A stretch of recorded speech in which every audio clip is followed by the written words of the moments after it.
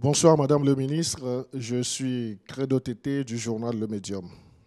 Madame le ministre, pendant la crise de Covid-19, notre pays a vécu une sorte d'état d'urgence.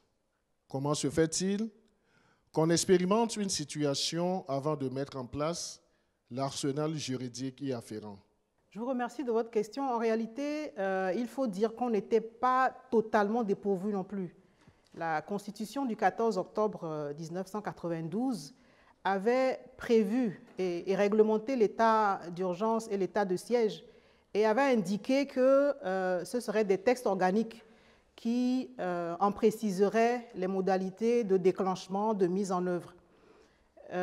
Qui dit urgence mentionne un caractère totalement imprévisible. Vous savez que ça ne prévient pas. Et même lorsque vous avez l'impression d'avoir tout bordé, ça nous arrive dans nos vies quotidiennes, c'est la même chose pour l'État. Lorsque vous avez l'impression d'avoir tout bordé, tout cadré, il survient des aléas qui démontent tous les pronostics.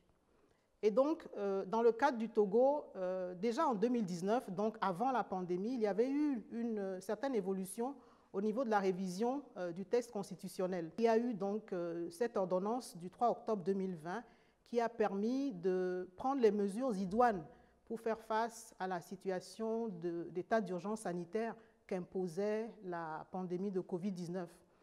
Je crois donc que s'il y a quelque chose à faire à ce stade, c'est saluer le fait que le chef de l'État et l'ensemble du gouvernement aient su réagir à temps et aient instruit donc pour que ce cadre réglementaire soit mis en place. Et ça nous permet aujourd'hui de nous fonder sur les réussites de cette période et également sur les recommandations de la Cour constitutionnelle pour transformer ce cadre réglementaire en un texte législatif de portée appropriée aux prévisions de la Constitution. Oui, l'état de siège confère plus de pouvoir aux militaires. Madame le ministre, les citoyens devraient-ils craindre des abus de pouvoir? Lorsqu'on dit qu'on est en état de siège, ça veut dire qu'il y a des menaces directes et irrépressibles. La paix, la sécurité sont menacées, la stabilité de l'État est menacée, les institutions sont menacées et le plus grave, c'est que la vie des citoyens est menacée. Il peut s'agir de cas de guerre, de tentatives d'occupation du territoire. Et donc, ça impose une intervention urgente en termes de défense nationale. Il est vrai que dans ce genre de circonstances, il peut être nécessaire que l'administration civile cède tout ou partie de ses pouvoirs à l'administration militaire. Les restrictions des droits et libertés sont cependant réglementées. Elles ne sont destinées qu'à permettre de faire face à l'état de siège. Et évidemment, on ne peut pas prétendre que lorsqu'on est en état de siège, tout est totalement normal, mais je pense que le plus important, c'est de faire un rapport bénéfice sur inconvénient.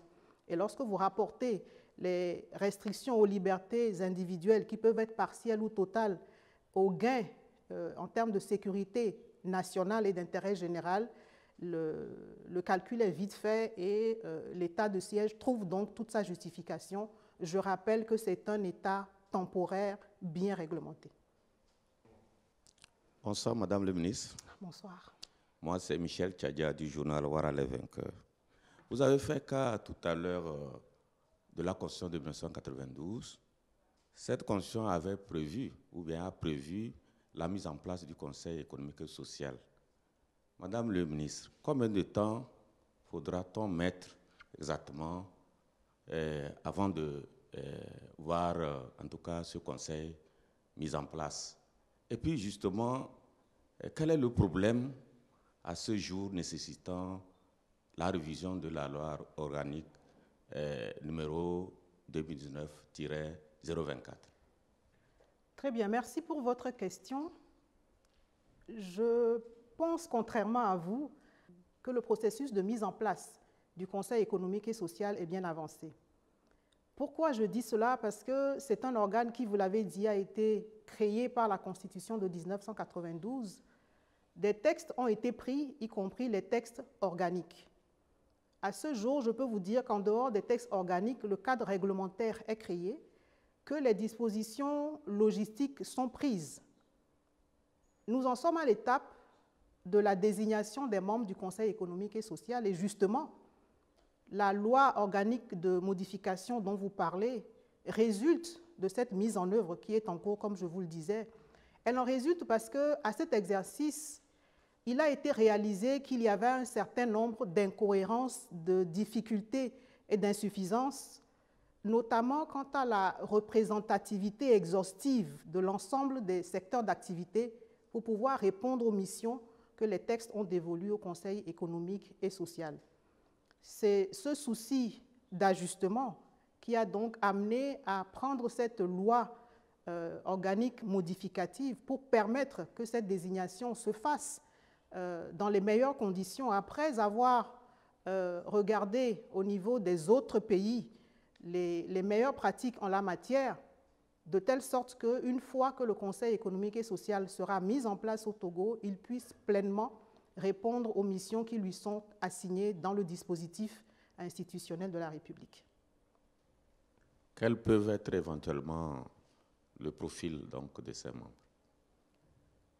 Si vous voulez, de ces futurs membres. Oui, la composition du Conseil économique et social est conçue de telle sorte qu'elle puisse couvrir l'ensemble des secteurs. Donc, parmi les membres, vous en trouverez qui représentent le secteur public, vous en trouverez également qui représentent le secteur privé. La société civile n'est pas exclue, de telle sorte que toutes ces désignations mises bout à bout donnent à ce Conseil la représentativité nécessaire pour pouvoir s'exprimer sur l'ensemble des questions qui seront portées à leur attention et pouvoir représenter valablement sur la base de l'expérience, de la connaissance, de la compétence et de l'expertise tous les secteurs de la vie nationale. Madame le ministre, bonsoir. Bonsoir. Je suis Ramdan Bassina de la télévision togolaise. Le Conseil a écouté une communication relative à la situation sécuritaire dans notre pays. Dites-nous, cette situation sécuritaire dans notre pays est-elle aujourd'hui rassurante? Je dois dire qu'en dépit d'un contexte régional préoccupant sur le plan donc, sécuritaire, comme vous l'avez dit, la situation sécuritaire au plan national est stabilisée. Une fois que j'ai dit cela, je dois tout de suite ajouter aussi qu'en réalité, le maintien de cette situation dépend de chacun d'entre nous, de notre niveau de vigilance. Vous le savez, sécurité va de pair avec co-construction. Actuellement au Togo, nous connaissons encore des incursions terroristes, notamment dans la région des Savanes, mais il y a une action combinée de nos forces de défense et de sécurité et d'un certain nombre de dispositifs, à l'instar du comité interministériel de prévention et de lutte contre l'extrémisme violent, le CIPLEV, et également du programme d'urgence pour la résilience et la sécurité des communautés, le PURS, qui concourt à maintenir une certaine stabilité. Aujourd'hui donc, il nous reste à nous, citoyens, de contribuer également à ce que ce contexte sécuritaire reste maintenu, reste préservé, en collaborant de façon étroite donc avec les forces de défense et de sécurité, en portant à leur attention toutes les situations dont nous pouvons raisonnablement estimer qu'elles sont assez inhabituelles pour constituer une situation d'alerte dans le contexte que nous connaissons actuellement. Je pense que ce qu'il faut dire, c'est qu'il ne faut pas baisser la garde. Il ne faut pas se dire que le Conseil des ministres a dit que la situation est stabilisée, donc on retourne dormir. Non, il ne faut pas dormir. Le contexte régional incite à ce que nous prenions de nouvelles habitudes au niveau national. Nous devons donc continuer à rester vigilants. Nous devons concourir à alimenter donc les forces de défense et de sécurité en renseignements qui concernent nos milieux de vie respectifs. Et en tout état de cause, le dispositif sécuritaire conserve son agilité, sa capacité à s'adapter, à se déployer. Actuellement, nous sommes dans un contexte de décentralisation et donc à se déployer au niveau des communes, au niveau des préfectures, au niveau des régions. Et la sécurité est une donnée également qui évolue et qui est dynamique. Nous avons mentionné dans le compte rendu du Conseil des ministres la perspective d'organisation prochaine des élections, ce contexte présente un certain nombre d'impératifs qui ont également un effet sur la capacité du dispositif sécuritaire à s'adapter, à s'ajuster, de telle sorte que cette période puisse se dérouler paisiblement et que les citoyens, les candidats, les électeurs, tout le monde puisse aller venir vaquer librement à ses occupations, puis poursuivre sa vie normalement une fois les consultations électorales passées. Parlant de stratégie, le Mali, le Burkina Faso et le Niger forment aujourd'hui une alliance sécuritaire en vue de combattre le terrorisme. En cette année, le Togo continue de subir des accrochages. Quelle est à ce jour l'approche de notre pays face à cette organisation? Très bien. La stratégie de notre pays, elle n'est pas bien nouvelle. J'ai dit tout à l'heure qu'elle va en s'ajustant et en s'adaptant parce que c'est dans la nature de la sécurité elle-même. Mais je le disais, la stratégie n'est pas bien nouvelle. Elle consiste à travailler en bonne intelligence avec tous et à collaborer avec tous ses voisins et tous ses partenaires en matière de sécurité. Vous avez un certain nombre de mécanismes et de dispositifs. Je prends par exemple l'opération Koundouaré que vous connaissez bien. C'est une illustration de cette stratégie de collaboration avec les pays voisins.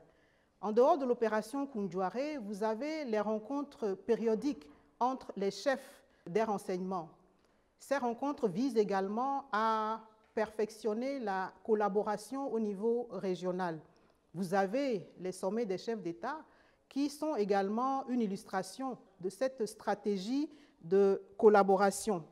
Mais je voudrais insister sur le fait qu'en réalité, c'est nous-mêmes avant tout qui devons porter la stratégie de défense et de sécurité telle qu'elle est mise en œuvre actuellement par le président de la République, chef de l'État, chef des armées.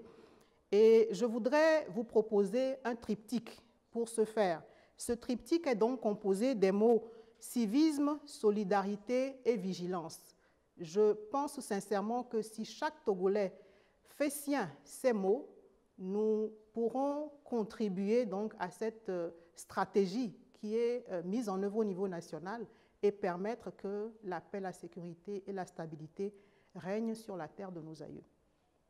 Normalement, le Togo devait tenir les législatives avant la fin de cette année. Qu'est-ce qui justifie, Madame le ministre, la non-tenue de ces élections dans les délais constitutionnels? Alors, vous avez raison. Le Togo devait renouveler la représentation nationale avant la fin de l'année en cours. Et vous le savez, l'idéal, c'est que cette régularité calendaire soit tenue. Mais vous savez également que toute vérité a besoin d'être mise en contexte. Et quand vous ramenez la question dans le contexte togolais, vous repensez à la concertation nationale des acteurs politiques, vous repensez au cadre permanent de concertation et vous repensez à un certain nombre de propositions que ce cadre a faites et qui ont été reprises dans la mise en œuvre du processus électoral. Parmi ces propositions, vous trouvez la nécessité de conduire un audit externe du fichier électoral. Cet audit externe a donc été conduit par une institution internationale, en l'occurrence l'Organisation internationale de la francophonie. Et donc, dans cet esprit d'entretenir le consensus et la concertation, la mise en œuvre de ces propositions faites dans le cadre permanent de concertation a entraîné un certain nombre de décalages qui, en s'ajoutant à quelques retards dans le chronogramme de la CENI, induisent donc que, de façon mécanique, à la fin de l'année 2023, le Togo ne puisse pas organiser les élections législatives telles que c'était prévu. Mais la bonne nouvelle, c'est donc que ce fichier électoral a désormais fait l'objet de l'audit externe demandé, qu'il a donné ses résultats et qu'il n'y a donc plus qu'à faire en sorte que la CENI, sans tarder, propose un nouveau chronogramme pour que les élections régionales et législatives puissent se tenir. Justement, Madame le ministre, malgré les assurances de l'Organisation internationale de la francophonie sur la fiabilité du fichier électoral, certains dans l'opposition remettent en cause le travail effectué. Quelle lecture fait le gouvernement de cette situation? La lecture que le gouvernement en fait, c'est que les acteurs politiques ont la liberté, et elle doit être respectée, de se prononcer sur le processus électoral et d'en donner leur opinion. Ce que je puis dire, et dont vous conviendrez avec moi, c'est que l'Organisation internationale de la francophonie n'en est pas à son premier exercice d'audit du fichier électoral, et ça, ni au Togo, ni dans d'autres pays. Et une fois que vous avez dit ça, il faut donc rappeler également et insister sur le fait que la mission qui a été confiée à l'OIF, c'était d'auditer un résultat. Le fichier électoral est le résultat du recensement électoral. L'OIF est donc venu pour faire l'audit du fichier et pas pour se prononcer sur les conditions du recensement. Il vous souviendra d'ailleurs qu'en son temps, le gouvernement réuni en Conseil des ministres avait regretté les difficultés au démarrage du recensement. Il s'en était suivi que des jours supplémentaires avaient été ajoutés au chronogramme initial pour permettre au plus grand nombre de nos concitoyens en âge de voter de s'inscrire, ce qui a donc été fait. Ces résultats doivent aussi, me semble-t-il, être appréciés à l'aune de la proportion du corps électoral par rapport à la population togolaise. Nous l'avons dit, 51,9% est un taux bien supérieur à la moyenne que nous pouvons observer dans la région, cette moyenne qui va généralement de 25% à 45%, et il me semble que nous devons nous en réjouir en tant que Togolais. En tout état de cause, l'OIF, en auditant le fichier électoral, a également formulé des recommandations qui seront prises très au sérieux pour leur mise en œuvre, de telle sorte que, en collaboration avec la Commission électorale nationale indépendante, ces recommandations puissent servir à continuer d'améliorer le processus électoral dans son ensemble pour l'avenir. Parlant des élections, Madame le ministre, nous savons que ces élections sont organisées par la CENI avec l'appui du gouvernement. Est-ce qu'il y a des dispositions prises pour des élections justes, équitables, transparentes, avec des résultats fiables et acceptés par tous? Alors, j'ai envie de vous répondre sans embâche, oui, parce que la fiabilité, la transparence des élections sont des critères de la qualité du processus lui-même.